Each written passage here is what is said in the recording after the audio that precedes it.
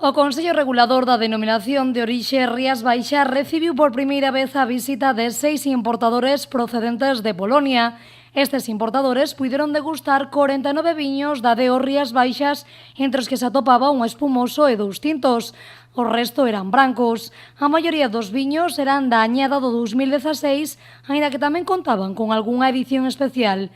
Estes importadores destacaron a alta calidade e frescura do Albariño, un viño que gustou e moito a estes profesionais. Os polacos dixeron que o principal obxectivo desta viaxe era educacional, co fin de coñecer os viños da zona e conseguir contactos para poder importar novos viños da DO Rías Baixas ao seu país.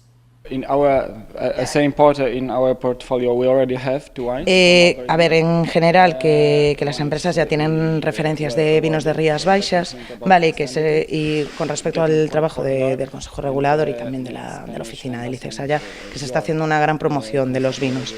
De hecho, hubo un festival del vino español, ¿vale? El Spanish Wine Festival, y dentro de ese festival, o dentro de esa feria, vamos a decir así, hubo un seminario, ¿vale? Es para sumilleres, normalmente esos seminarios son con cata, comentada y todo esto, que fue muy bien acogido, y dice que en general los vinos de Rías Baixas se están volviendo muy populares dentro del país.